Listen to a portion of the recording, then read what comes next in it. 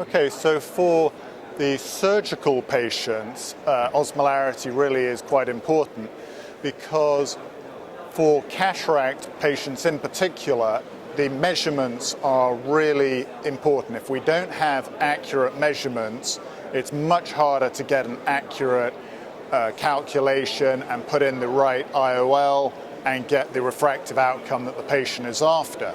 So the keratometry is very important because it is used to calculate the effective lens position afterwards and also to set the focus. So most of the time that keratometry will be collected using a reflection-based technology, and to get a good result from something like IOL Master or LensStar, we need an excellent quality tear film, a stable tear film. And it's been shown that having hyperosmolarity destabilizes the tear film. So if we find that we've got an unstable tear film, we have to think hard about whether or not the patient is hyperosmolar.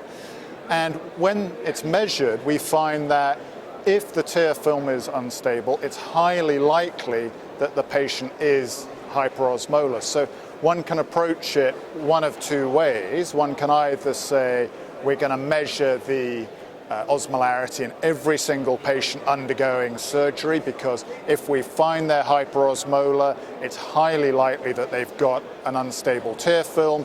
We want to treat that, address it, and then when it's been addressed and the osmolarity normalized, then we come back, we repeat our measurements, and we're going to get a much better outcome.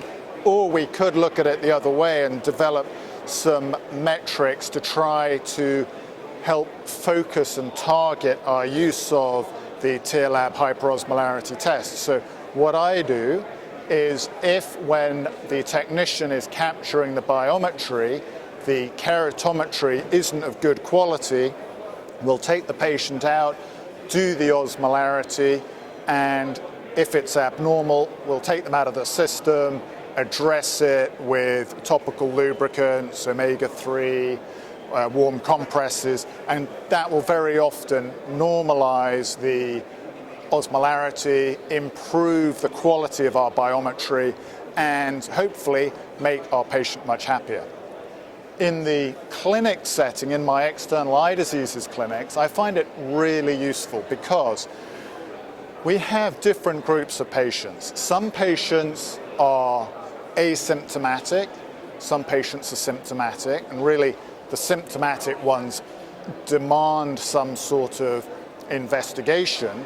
And a very useful investigation is tear osmolarity, because it's been shown that it correlates very well with an overall index of dry eye disease.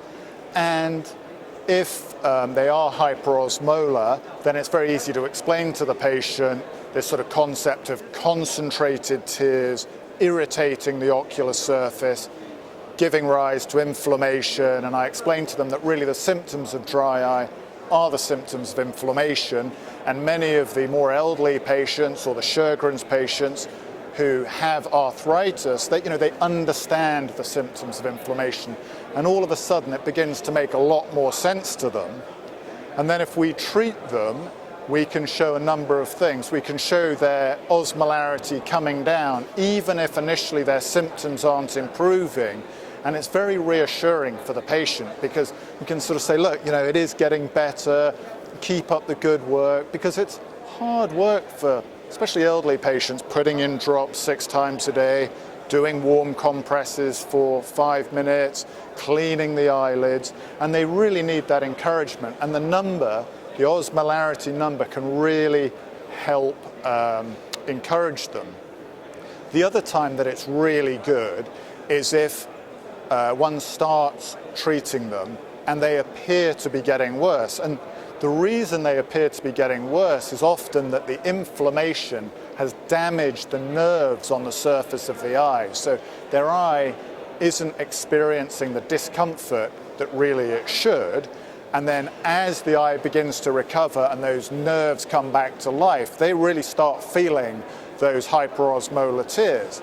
And they might initially come back and say, Doc, your treatment's not working, my eyes are worse. But with the osmolarity test, I can sort of say, actually, what's happening, your osmolarity is getting better, the treatment is working, it's just that your nerves are coming back to life. This is a very positive thing, stick with it.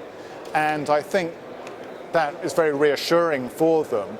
If one didn't have that, one might begin to sort of doubt oneself and think, have I misdiagnosed them? Is it something else? And perhaps change them away from the correct treatment. And then, they're going to continue to get worse. They lose confidence in the doctor.